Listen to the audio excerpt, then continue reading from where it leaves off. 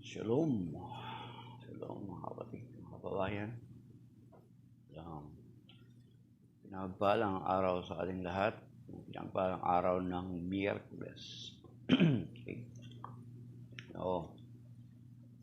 Tagal-tagal din tayo hindi nakapag-broadcast dito sa TikTok.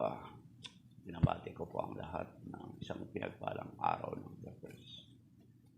So, we're quite busy ng mga nakalipas na linggo, and nung Lunes at Martes ay pagod ay nagpahinga. So, yan mga kapatid. So, binabati natin yung mga kaibigan natin, yung mga regular natin na kasama, si Brother Joseph June Quijano, si Romy Nunez, si Mystery of Faith, or si Iglesia Tahulis. At yung iba pa nating mga kasamahan, mga kapwa natin Katoliko na from time to time ay dumadaan dito sa atin, or even yung mga separated brethren natin na sumisilip din sa atin sa ginagawa natin. So, before that, let us pray, mga kapatid. Nalangin muna tayo sa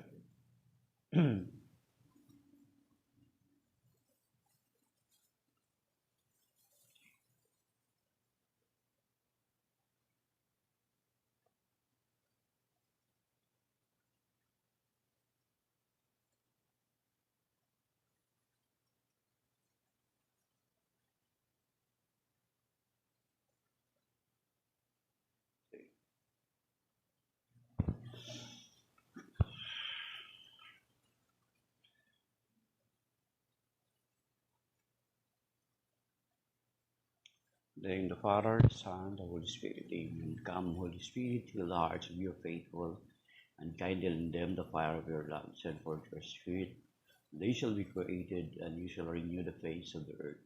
Let us pray. O God, who have taught the heart of the faithful by the light of the Holy Spirit, grant that in the same Spirit we may be truly wise and ever rejoice in His consolation. Through Christ our Lord. Amen. We entrust you this day, Lord, our lives, our whole being, all our loved ones, and those people around us. And we are claiming your word in 2 Corinthians chapter 10, verse 4 to 5. The weapon of our battle are not of flesh, but are enormously capable of destroying fortresses. We destroy arguments and every pretension, raising itself against the knowledge of God, and taught every cup and every captive every thought, raising itself against the knowledge of God. In Jesus' name we pray. Amen. In the name of the Father, the Son, the Holy Spirit. Amen. So, shalom, mga kapatid. Ang retablo or background namin ay retablo ng aming parokya. And then, yung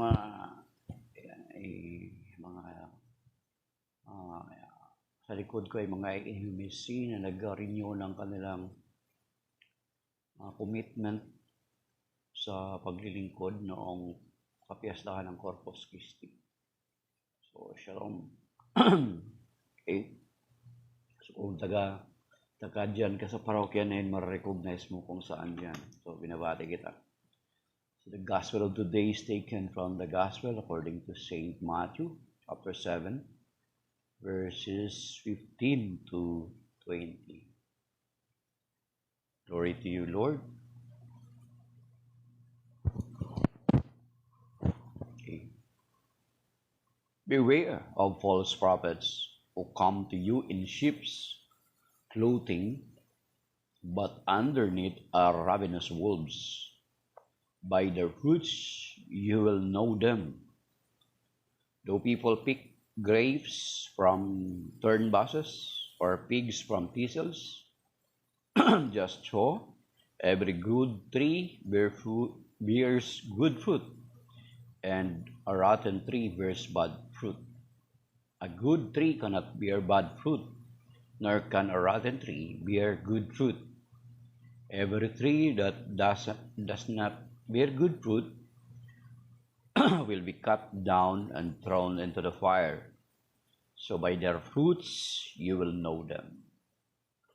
The Gospel of the Lord. Praise to you, Lord Jesus Christ. Ay, shalom. Mystery of Faith, Iglesia Catholic.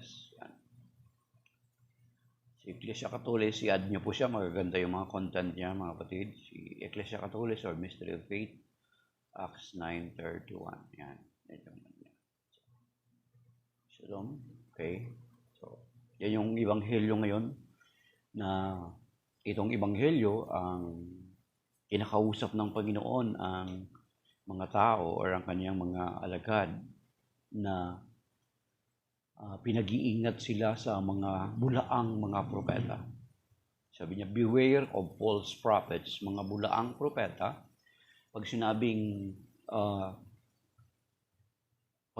beware of false prophets who come to you in sheep's clothing. So, pag sinabing in sheep's clothing, ay parang magkukunwari silang tupa, mga kapatid. Para sila mga tupa. Alam naman natin na mga tupa ay meek at napakatahimik, basta meek, at saka very, sila, kahit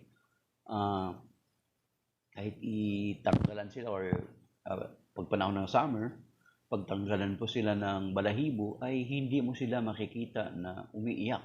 Hindi sila nag-iingay. At kung babasahin natin yung Isaiah chapter 53, doon sa pagka-describe para sa suffering servant sa ating Panginoong Kristo, makikita natin doon na kahit dalhin sila sa patayan ay hindi sila nagreklamo kaputok man. Though sabi ng mga, kasi wala namang tupa dito sa atin, so we are just relying on stories. Ang mga tupa na ito ay umiiyak daw, mga kapatid, pero never sila nag-iingay. So kung babasahin natin doon yung Isaiah chapter 53, makikita natin yung pagka-describe doon ng patungkol sa mga tupa. So itong mga bulaang mga propeta na sinasabi ng Panginoon ay magkukunari na parang they will look like a sheep. Diba? Sa paglapit nila sa atin, ang mga tao na bulaang propeta, nagpapakilala sila na they are meek, they are humble, they are mababait sila. Pero ang sabi nito, ang totoo pala, inside of them are ravenous wolves. Sabi nito. But underneath are ravenous wolves. So, kasi kung hindi sila magkukunwari, hindi sila magkukunwari na sheep, they cannot infiltrate the flock. Kasi tayo ay, kung babasahin natin doon sa Psalm 100, hanapin ko muna mga katila kasi alam na muna na ang ginagawa natin ay spontaneous na naman to kung ano lang yung maalala natin. Dito sa Psalm 100, kung tama ako,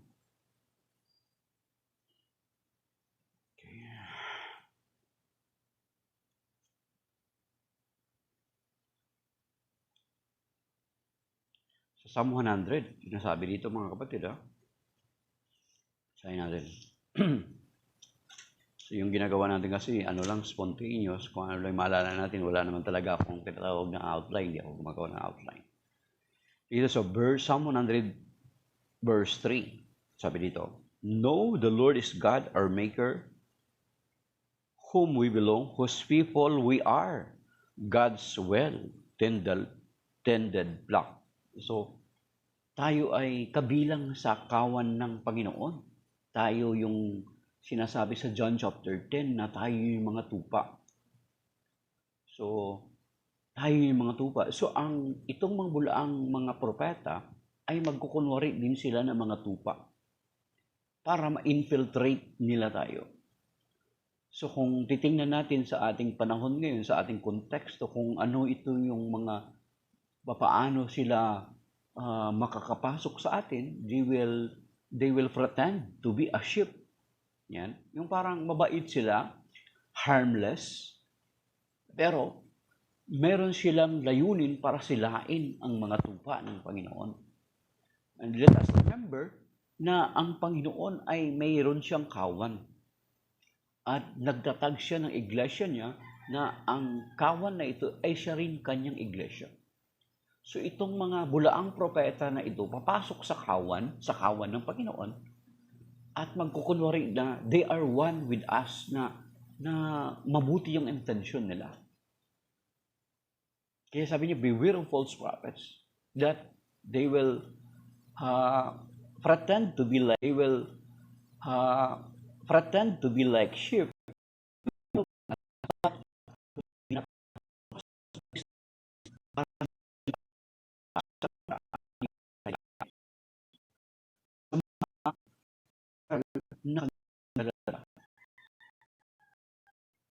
So, sinabi natin kanina sa Psalm 100 verse 3 that we are God's sended ng Panginoon. At ang kawan na ito, ang mga tupa na ito ay nakikinig sa pastol, yung sinasabi sa John chapter 10, kung mabasahin natin doon mga kapatid. And then, itong mga tupa na ito ay mga malalabo daw po itong mga tupa, ang paningin ng mga tupa mga kapatid. Pero itong mga tupa ay napaka-keen or napakatalas ng kanilang pandinig, napakatalas ng kanilang sensitivity when it comes to yung sa visual nila malabo yung mata nila, pero when it comes to other senses ay napakatalas po nila. So, magkukunwari na tupa. And then, papasok sila sa kawan at sisilain ang kawan ng Panginoon. Nilang mga araw. Kaya nga, itong Matthew chapter 7 verse 15, ay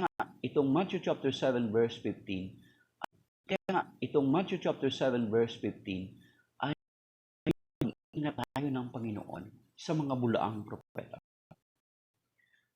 And dito, na tayo ng Panginoon sa mga bulaang propeta.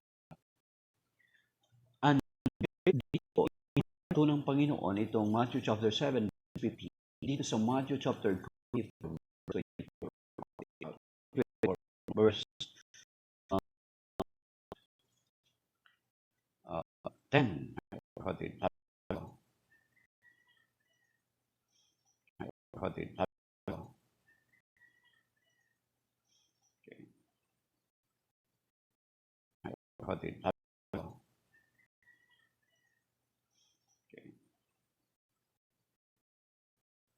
Sa verse 4 mo na una, verse 4 sa kasi.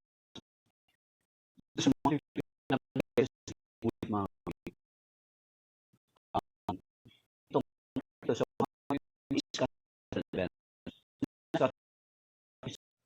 sa verse 4 mo na una, verse 4 sa kasi. Sa mga ito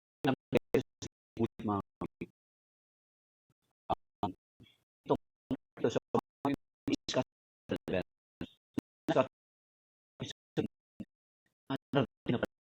darating na panahon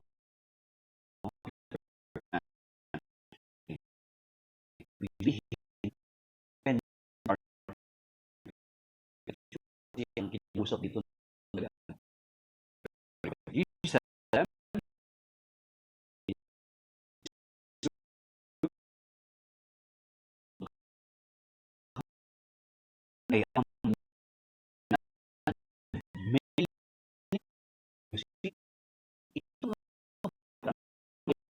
ay yung Mesiyas, dala-dala nila yung pangalan ng Panginoong Jesucristo, mga kapatid. So tayo na mga tao, ay since na dala-dala natin ang dala nila, maging komportable tayo sa kanila. Kasi sa Panginoon naman yan eh. Magmiminggo ay akalain ng mga tupa, na tupa ka rin. Di ba? Hindi ka ma-detect. Okay. Then verse 5, sabi niya, for many will come in my name, saying, I am the Messiah. They will deceive many. And then dito sa Matthew chapter 24 verse 11, inulit-ulit mga kapatid. Okay, sabi dito, many false prophets will arise and deceive many. Many false prophets will arise and deceive many. So, alam niyo mga kapatid, ang word kapag sa panahon ng Panginoong Jesucristo, kapag inuulit-ulit ng Panginoon, ibig sabihin, napakahalaga ito na dapat nating tandaan. Okay? So, inulit-ulit dito sa verse 11.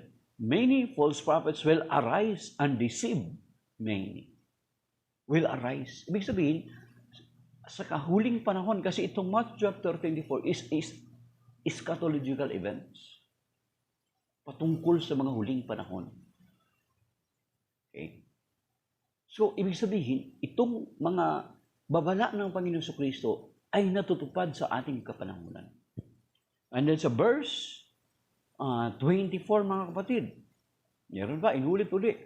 Isang matindi. Ibig sabihin, pag inulit ng Panginoon, ibig sabihin, binibigyang halaga niya na dapat nating bigyan ng pansin. Yan yung layunin kapag inuulit-ulit, mga kapatid. And even sa mga speakers, sa mga motivational speakers, once they continuously repeating a word, ibig sabihin, that word is very important. Inuulit-ulit for us to remember, for us for that word na mag-sink in sa atin. Dito sa verse 24, ito po ulit mga makatay sinabi. False Messiah and false prophets will arise, and they will perform signs and wonders so great as to deceive, if that were possible, even the elect. So na kahit na ikaw ay mananampalataya na, ay may posibilidad na maari kang madeceive o malinlang ng mga bulaang propeta na ito. Especially kung ikaw naman na, lalo na kung Katoliko ka, lalo na sa lahat, marami sa ating Katoliko. Kaya tingnan nyo mga kapatid, tingnan nyo, bakit dumadami yung mga sekta at denominasyon? Di ba? Tingnan mo, tanongin mo yung mga members nila. Most of their members, mga kapatid, ay mga Katoliko. Bakit Katoliko ang target? Hindi mga Muslim. Hindi mga ibang sekta or yung mga atheist. Ay, Father Jason. Yan, dumadaan si Father Jason sa atin. Parang Katoliko. Bakit dumadami yung mga sekta at denominasyon na yan? Di ba? Dahilan sa mga Katoliko na pagpatungkol sa ganitong usapin, patungkol sa ating pananampalatayang Katoliko, ay ayaw bigyan ng pansin o halaga. Kaya pag dumating yung mga sekta, mga ibang mga sekta o denominasyon sa kanila, kakausapin sila, since na wala naman talaga silang, they are not fully grounded with their Catholic faith, hindi naman talaga nila inaral yung kanilang pananampalataya. Pag dumating sa kanila yung ibang mga sekta at denominasyon, sasabihin lang ng mga sekta at denominasyon ay sasabihin, naniniwala ka ba na ang Biblia ay salita ng Diyos? Sasabihin ng Katoliko, oo naman, naniniwala ko na ang Biblia ay salita ng Diyos. So, naniniwala ka ba na kapag basahin ko sa iyo, ay kung may babasahin ba ko sa iyo, tanggapin mo ba at paniniwalaan? Oo naman. Yun. Doon na ang kalimitan na bibitag yung mga Katoliko.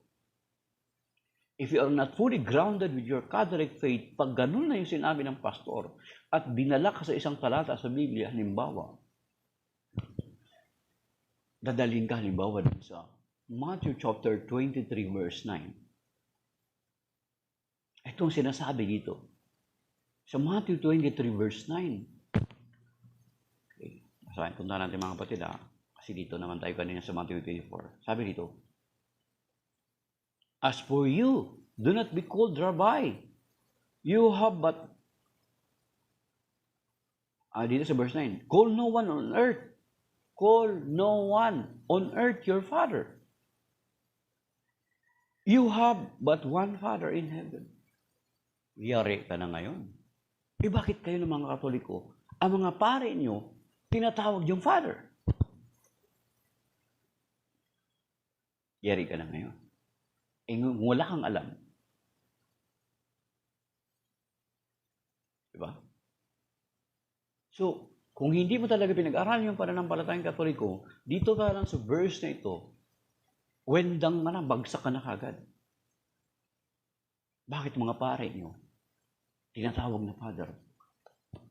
Ibig sabihin, nilalabag ng inyong mga pari ang sinasabi ng Biblia.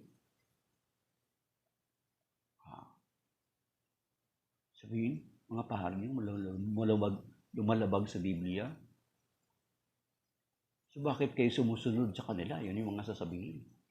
Pero kung ano ka ng isip, tawag nito, may wisdom ka, pwede ka mag-question back or magtanong ng bigla sa kanila. So, brother or pastor, so kayo, ano ang pagtawag ng mga anak nyo sa inyo? Yan, kung may wisdom ka, makapag-isip ka bigla, yun yung sasabihin mo at itatanong mo sa kanila. Pastor or brother, sa inyo sa born again, ano ang tawag sa inyo ng mga anak nyo? Yun yung itatanong mo. Kasi sinasabi dito sa Matthew 23 verse 9, huwag ninyong tawagin sinuman. No one. Call anyone. Anyone na. Ibig sabihin lahat. Lahat. Father here on earth. For you have only one Father. Your Father in heaven. Yun yung isa doon. So, napaano na natin napaliwanag na natin yan, hindi na natin expound. Bibitiin na natin kayo, mga kapatid, para isipin nyo, kailangan ko talaga pala pag-aralan yung aking pananampalatayang Katoliko. See? Tapos sasabihin na naman, gagamitin naman. Sa Mark chapter 7, kinukundina ng Panginoon yung tradition of men. Bakit kayo dami-dami yung tradition, mga Katoliko? Yun. Di ba? Ang sasabihin na naman sa inyo, Diyos sa Mark chapter 7.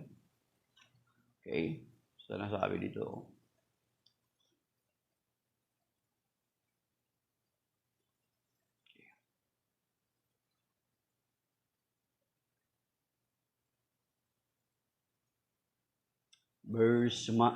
Mark chapter 7, verse 8. You disregard God's commandment, but cling to human tradition. You see? Ano na naman? Bagsak ka na naman. Kasi nagbanggit na naman sila dito na tayo na mga Katoliko, ang dami-dami nating tradition. At ito yung gagamitin nila. Mark chapter 7, verse 8. You disregard the commandment of God. You God's commandment, but cling to human tradition. Tradition. Word lang na tradition. So, hindi nila i-consider yung context. Basta sabihin lang nila yung tradition lang. Dami natin tradition. Ngayon, kung hindi mo alam yung pananampalatayang Katoliko mo, hindi ka nag-aaral ng banal na kasulatan ng maigi, hindi ka umaantay ng kung ano mga seminary na over ng simbahan, ng Catholic Church, ng evangelization ministry. Hindi. Subject ka na. Na ikaw na yung posibilidad na madala nila, mga kapatid, sa kanilang sect.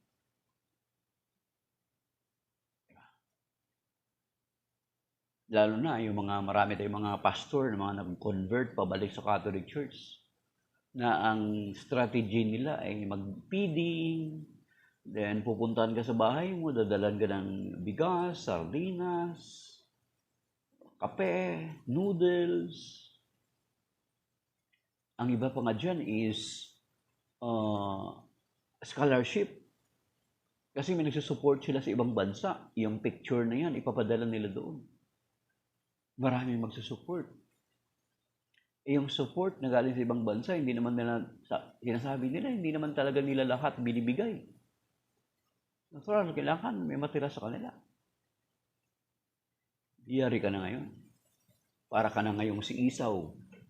Ipagpalit mo na yung pananampalataya mo dahilan dun sa pangangailangan ng tiyan mo. Diba? Ganun nangyari kay Esau. So, yun mga kapatid, they will come to us at magpapakilala sila ng mga tagasunod ng Panginoon Kristo. Dala-dala nila ang pangalan ng Panginoon Kristo. As a matter of fact, yung kanilang pangalan ng sakta nila, nakapangalan sa Panginoon Kristo. So that is why, sinasabi niya, many will come in my name. Maraming darating nagdala ang aking pangalan, naggamit ang aking pangalan. And it is happening right now, mga kapatid. And continuously to happen. Na pumupunta sila sa atin para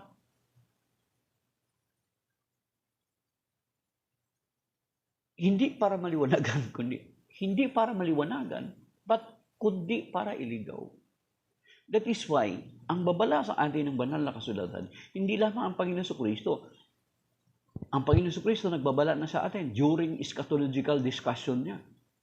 Pag sinabing eschatological discussion, yung mga panahon, yung dinidiscuss niya, yung mga mangyayari sa huling panahon. Okay? So, doon pala sa Matthew 24, ilang beses inulit yung patungkol sa babala niya sa mga false prophet? 3. Chapter 24, verse 5, then 24, verse 10, then verse 24 pa. Balikan natin. Matthew 24:24. Ibig sabihin, ganun kahalaga mga kapatid, na dapat nating tuunan ng pansin at pakinggan. Okay, sabi dito, Matthew 24:24. Okay. For false Messiah and false prophet will arise, and they will perform signs and wonders so great as to deceive, if that were possible, even the elect.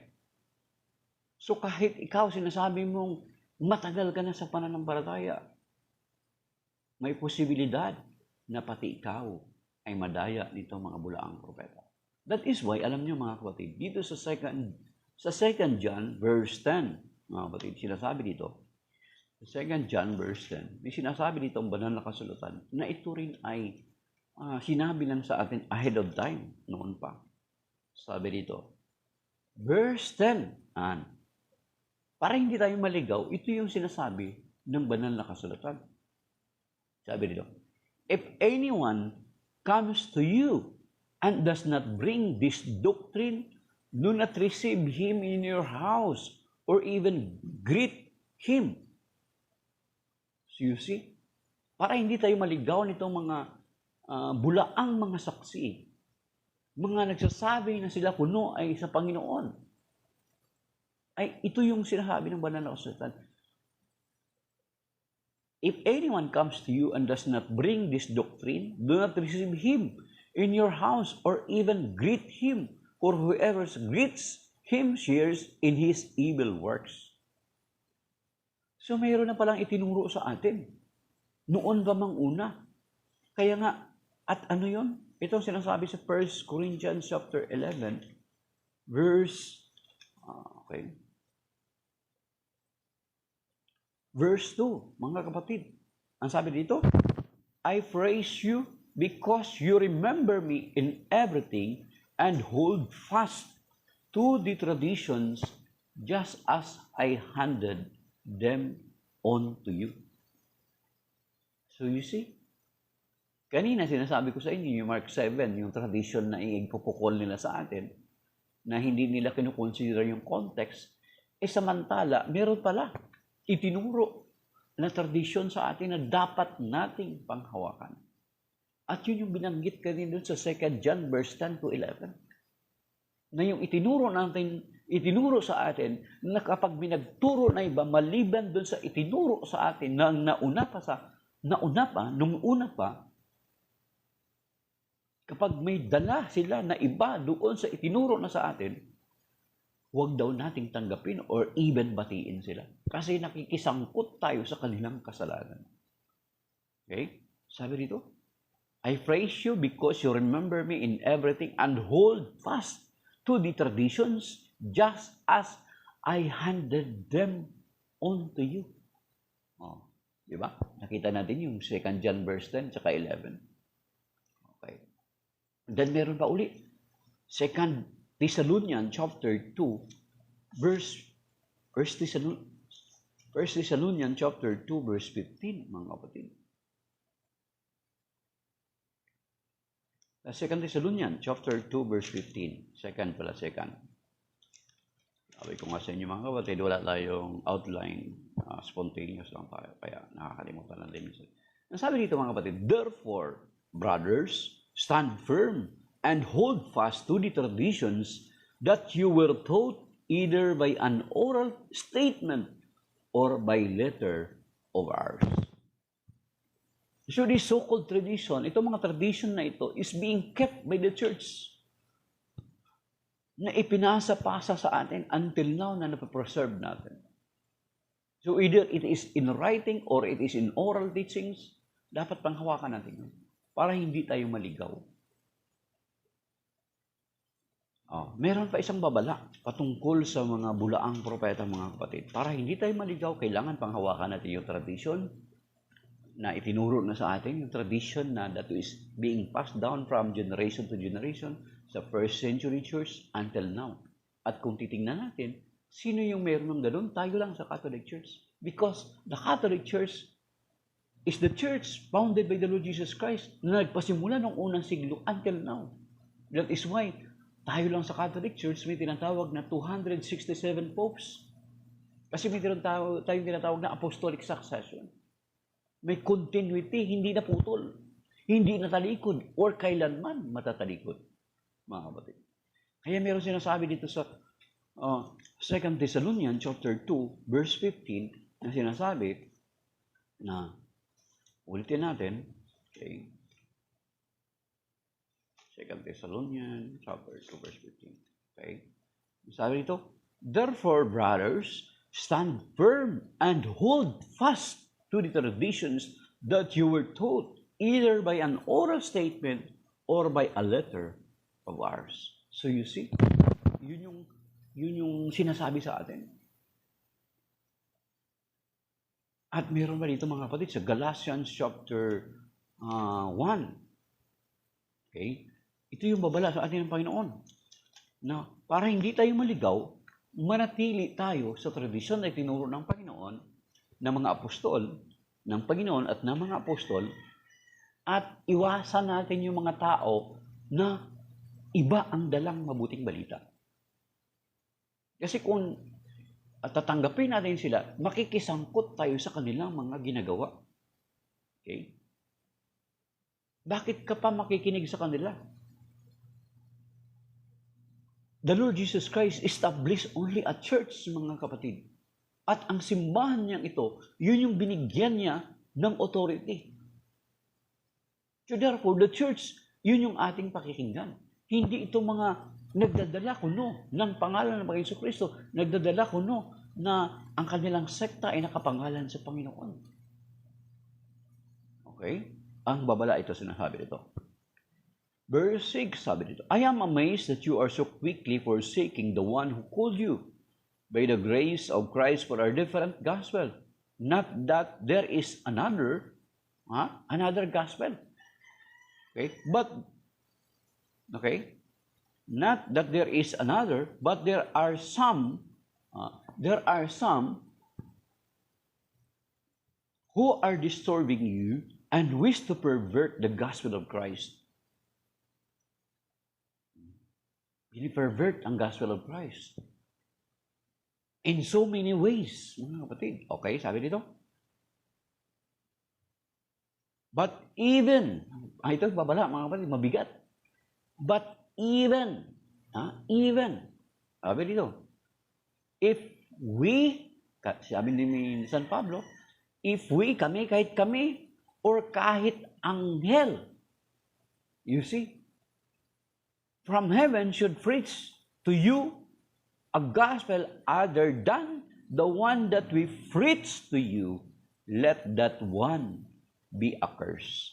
So you see, kahit alagad pa, kahit apostol pa, pero kung ang ipangangaral niya ay salungat sa ipinangaral na sa atin noon pa mang una,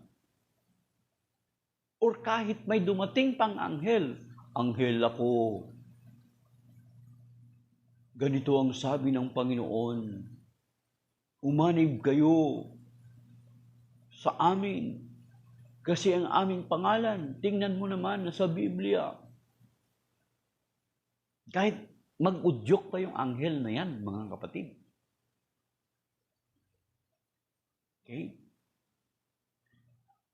As a matter of fact, sa Old Testament pa lang, meron ng standard, mga kapatid. Kahit yung dito sa Old Testament pa lang, meron ng babala. Kwentahan natin, mga kapatid.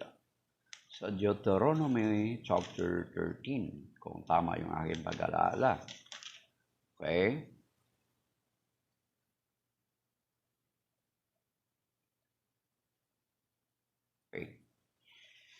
Okay. Deuteronomy chapter 13, ang sabi dito, If there arises among you a prophet or a dreamer, ayan, a prophet or mapanaginipin, dreamer, who promises you a sign or wonder, urging you to follow other gods. Sa ating konteksto ngayon, hindi naman kasi sabi nila, ang Diyos na pinapakilala nila is Diyos din naman na lumikha ng langit at lupa. So, sa context natin is, if there arises among you a prophet or a dreamer who promises a sign or wonder, urging you to follow their sect or denomination. Sa context natin, pwede natin i-apply yung ganun. Okay? Okay? Sabi dito, whom you have not known, and to serve them, even though the sign or wonder he has foretold you comes to pass, na kahit yung mga hula-hula niya or mga signs and wonders meron siyang ipinapakita, sabi dito,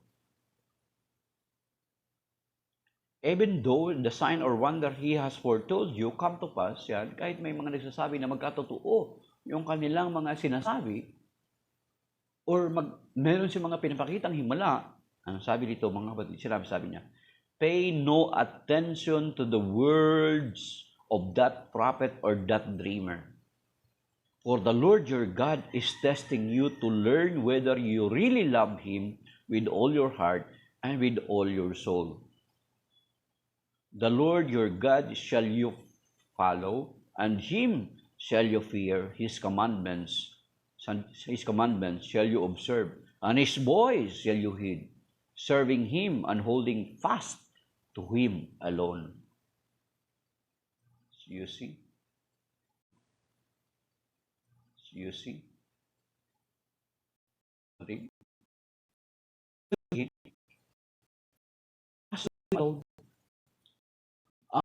Nakikinig daw tayo sa kanyang salita. Kasi di ba anong sabi ng Panginoon? Kung nakikinig tayo sa kanya, anong sinasabi ng Panginoon? Yeah. Anong sinasabi ng Panginoon? Sa Matthew chapter 16 verse 13, 16 verse 18, sabi niya, upon this rock I will build my church. Singular. At yung church na yun, kung babasahin natin yung verse 18 ng kabuuan, that even the gates of Hades or hell shall not prevail against it. Ibig, kahit na ang daigdig ng kamatayan. Pag sinabing kamatayan, pag mamatay, ibig sabihin, it stopped to exist. Pero sinasabi niya, even the gates of Hades shall not prevail against it. Ibig sabihin, hindi namatay, hindi mamatay, at kailanman hindi mamatay or hindi matatalikod. At hindi natalikod.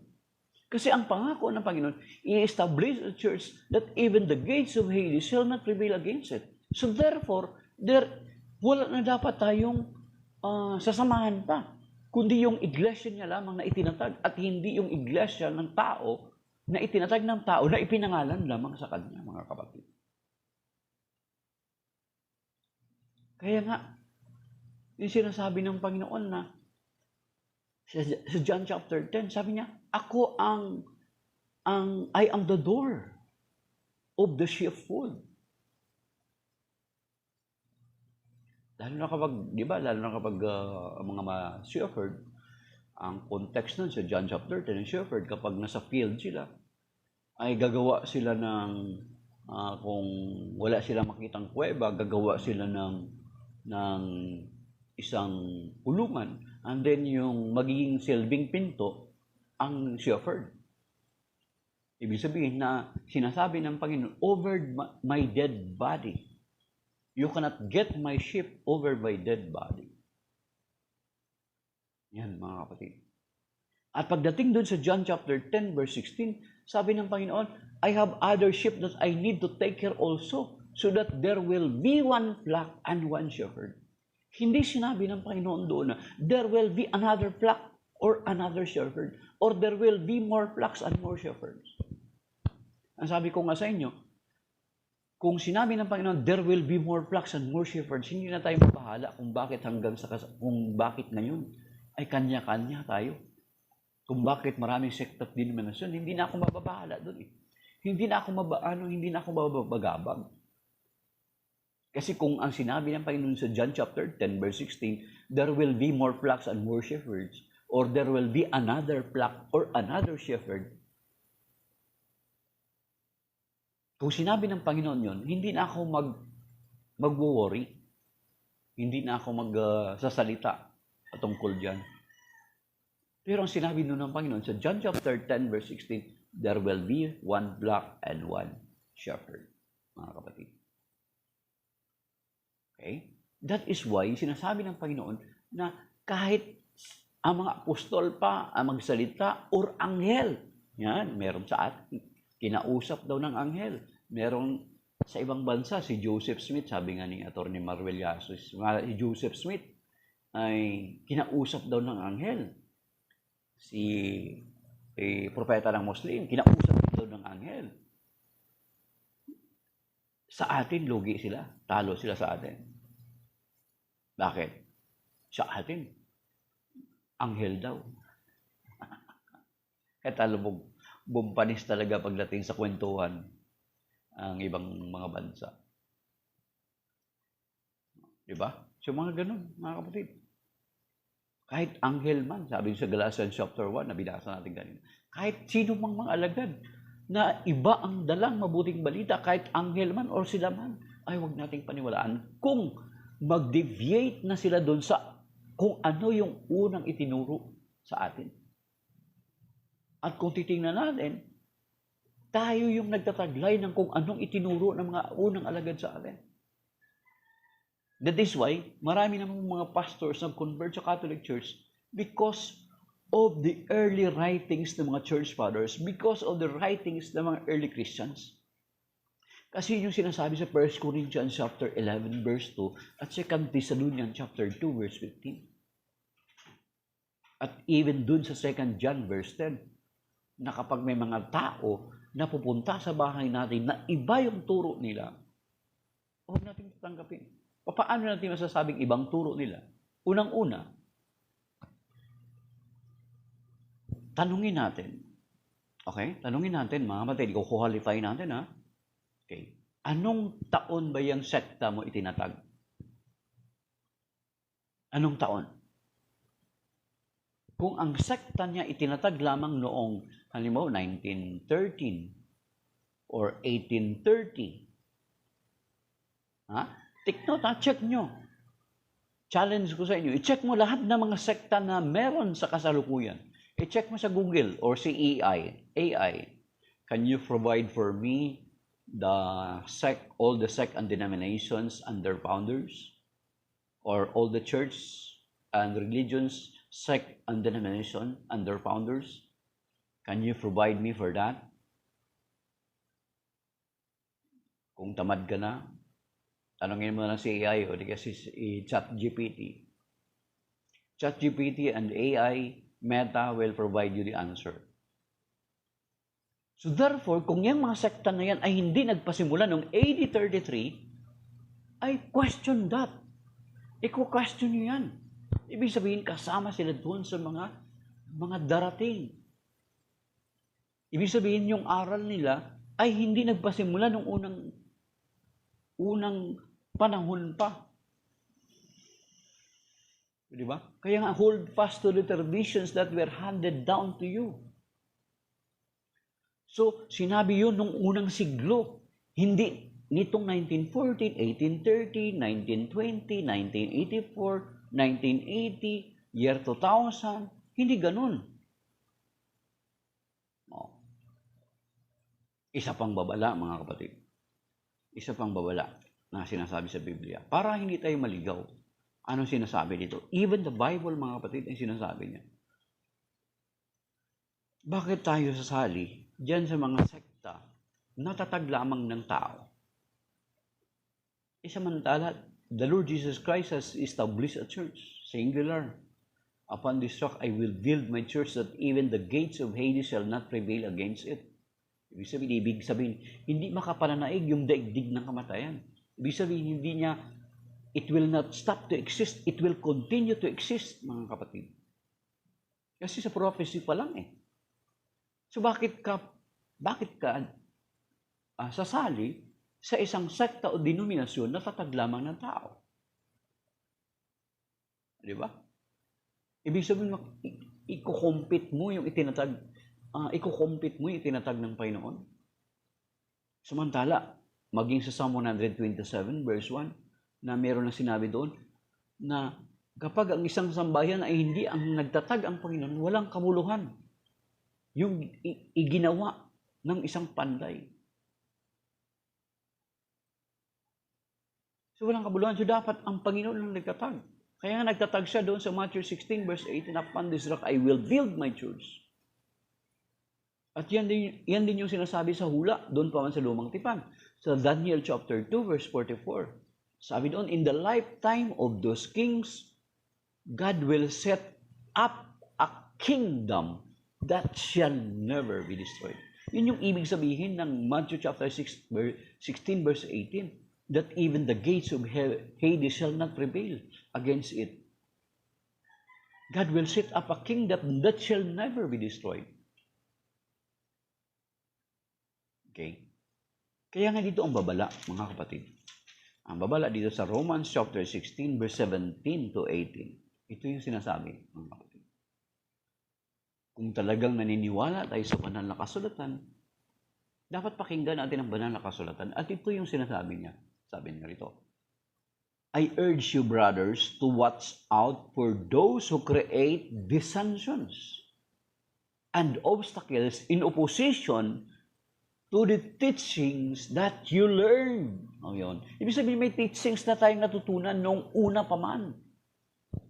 Kaya kapag yung mga sekta at denominasyon pumunta sa inyo, magdala ng panibagong teachings, yun yung pinapaiwasan sa atin ng banal na kasulatan.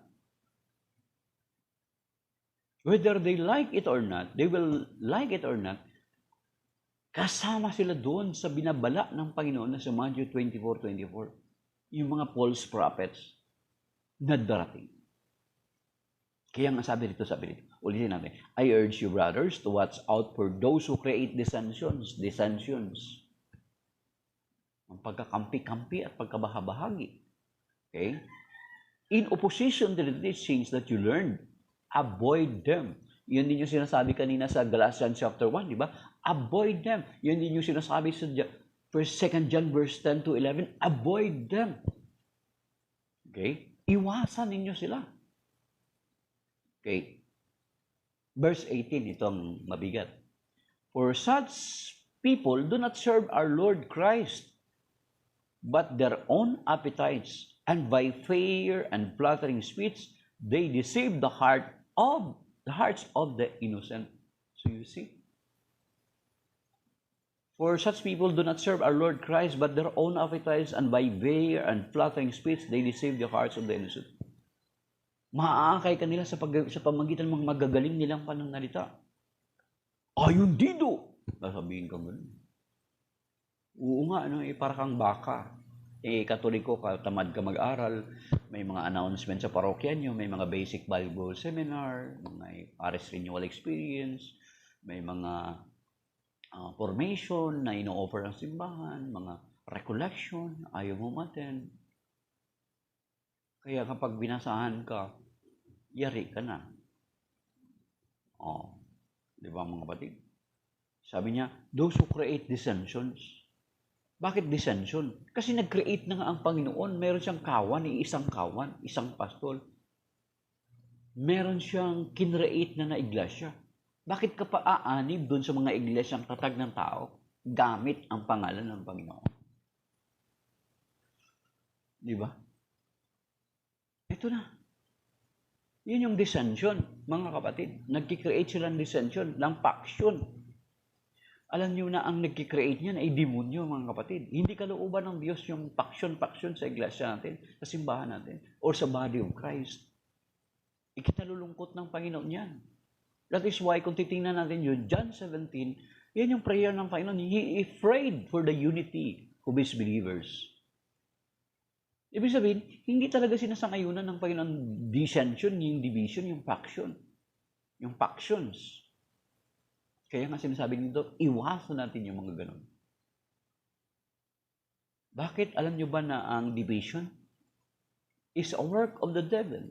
Kahit sa pamilya nyo, kapag may mga division na sa pamilya nyo, that is the work of the devil. He is trying to destroy your family. Yun yung sinasabi sa John chapter 10, the devil cometh to steal and to destroy. Magwasak. Division, it destroys our family. Division, it destroys the body of Christ. It weakens our testimony as believer of the Lord Jesus Christ. Kaya nga, binabala ng Panginoon na iwasan natin itong mga tao nito. Kasi may sinasabi sa Matthew chapter 12, verse 30, na sinasabi doon, mga kapatid, na if you're against, sabi nyo, Matthew 12:30. Okay, sabi rito.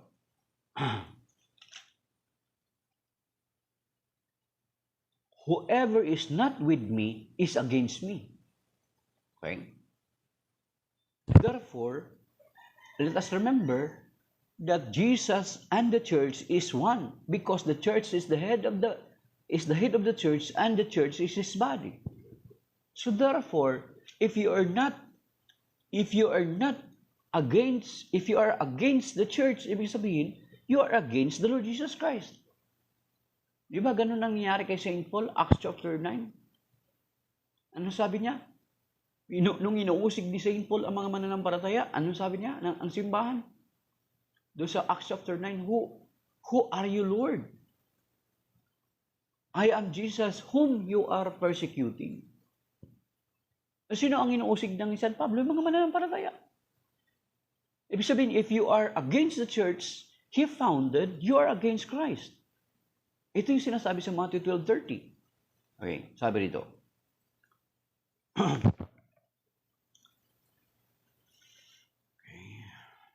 Whoever is not with me against me, and whoever does not gather with me scatters. So you see? Ibig sabihin, kung meron na iglesia ang tinatag ang Panginoon pero gumawa ka pa ng sarili mo. Kinukumpit mo pa yung iglesia ang tinatag ng Panginoon. Then you are scattering the flock, the sheep of the Lord. You are creating your own flock. Ang ginawa mo, nag-create ka ng flock mo, tapos ipinangalan mo sa Panginoong Jesucristo para marami kang maguyong mga tao. Di ba? Which is, sinabi na kanina sa Romans 16:17-18, na iwasan natin ang mga taong ito, hindi talaga ito naglilingkod sa Panginoon. Hindi talaga naglilingkod sa Panginoon. Kundi sa kanilang sariling appetite yung ginamit dito sa New American Bible. Bakit? Bakit appetite, mga kapatid? Try to imagine sa ibang mga reliyon o sekta, lalo na dito sa Pilipinas. May tanging handugan, handog pa sa salamat, kung ano-anong klase mga handog.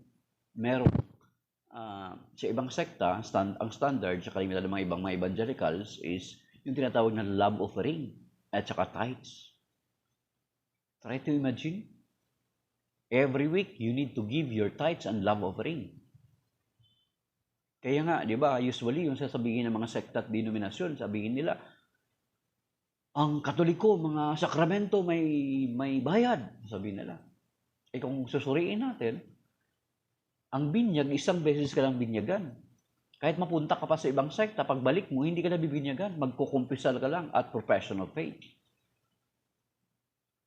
Yan, ganun sa atin, mga kapatid. Isa lang beses ka lang kumpilan. Although ang isang sakramento, yung Holy Eucharist, every Sunday, hindi naman tayo pinipuwersa kung magkano yung ibibigay mo. Hindi tayo nagre-require ng ikapo. Ang basihan natin yung God loves a cheerful giver. This is 2 Corinthians chapter 9. God loves a cheerful giver. Okay. Eucharist. And then, matrimony. Isang beses ka lang naman ikakasal, maliban kung mabalo ka at magpakasal ka ulit. Yung confirmation pa pala. Confirmation, then Eucharist. Then, matrimony. Isang beses ka lang naman ikakasal. Maliban kung nabalo ka. Magpakasal ka ulit. Pero ang kasal, may kasal na libre sa simbahan. Kung bakit nagiging mahal ang kasal? Because of your pride. Because yung pride ng tao. Ang kasal pwede na kayo lang mag-asawa tapos 2 witnesses lang. Makakasal ka na. Okay. May libre kaming kasalan. Nitong June, nagkaroon kami ng libreng kasalan sa parokya namin. Ngayong September, merong libre kaming kasalan. Ang kuminsan nga, nagpo-provide pa ng damit ang family life namin. Tapos, naghahanda pa sila doon ng pagkain doon sa social hall namin para sa mga ikinasal. Dalawa yan.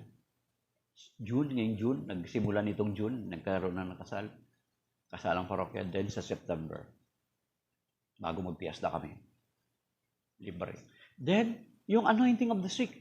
Yung anointing of the sick ay hindi necessary na mag-abot ka, walang bayad. Magpa-schedule ka lang. Kasi busy mga pare, kailangan ipa-schedule. Libre yun. Then yung pagkapari, hindi naman tayo lahat magpapari.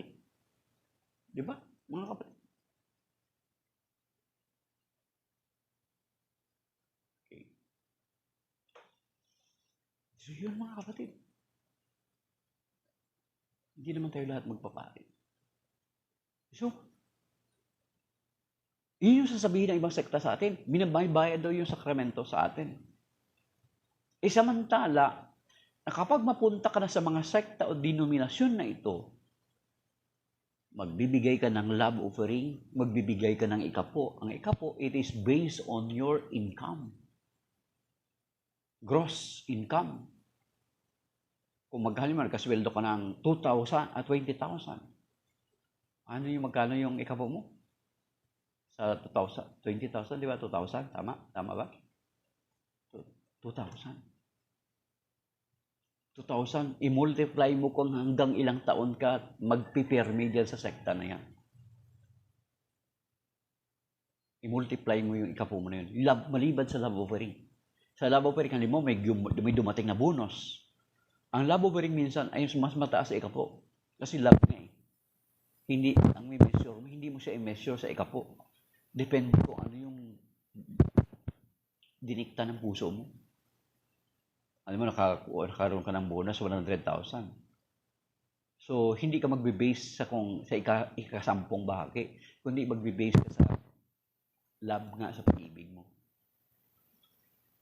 Ganon kalaki. So, all your life, na kung gaano kakatagal sa sekta na yan, ganon karaming ikapo ang ibinigay mo.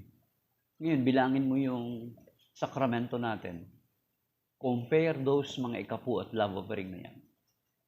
Lalabas na nabudol ka. Yan mga kapatid.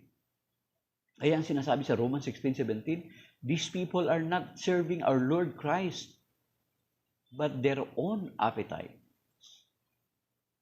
Okay? That is why sinasabi ng Panginoon, iwasan natin itong mga tao nito. Because bakit pa tayo sasali sa denominasyon o sekta na itinatag lamang ng tao? Jesus has established a church already, mga kapatid, na kinakailangan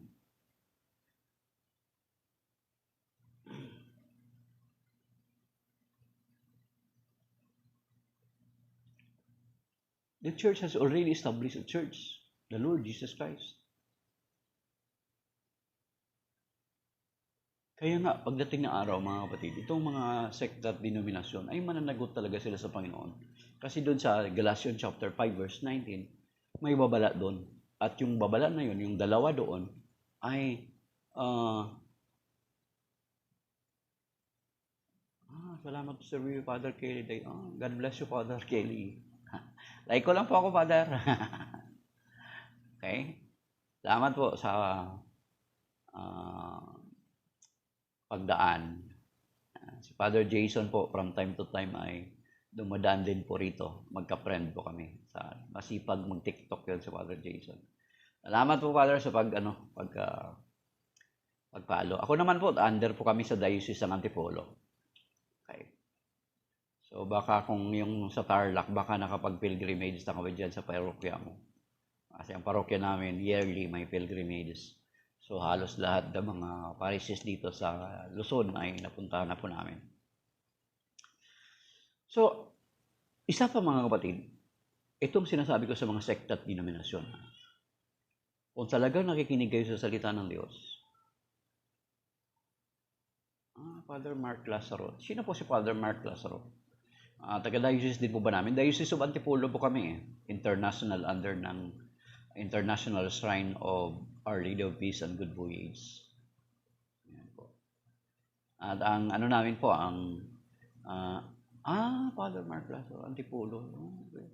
Ang ano namin po, ang parokya namin, under po siya ng Religious for Servants of the Divine Providence.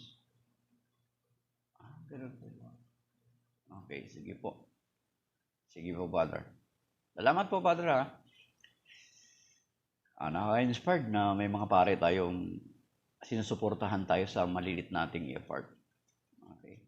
Kayo po, Father, ano po kayo? Diocesan o religious?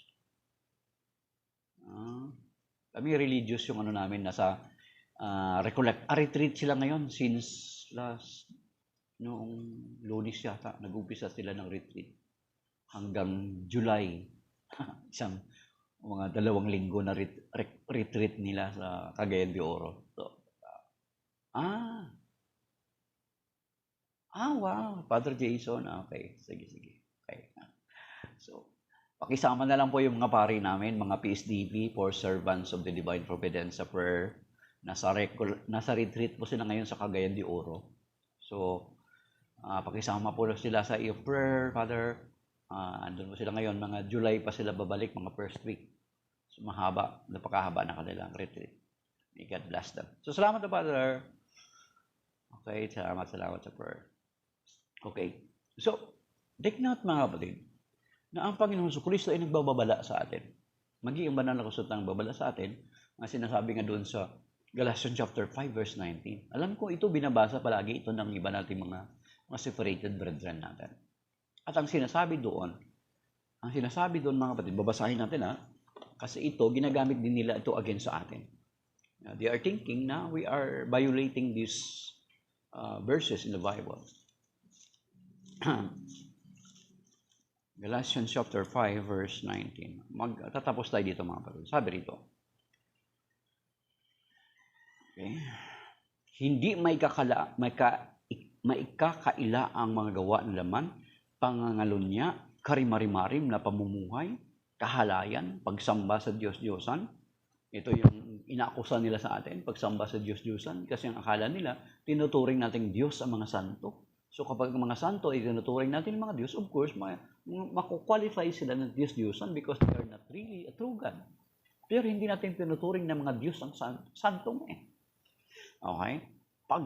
Pangkukulam, yan. Kapag nag-engage ka sa witchcraft, sorcery, black magic. Pangkukulam, pagkapuot, yan. Hatred. Yan.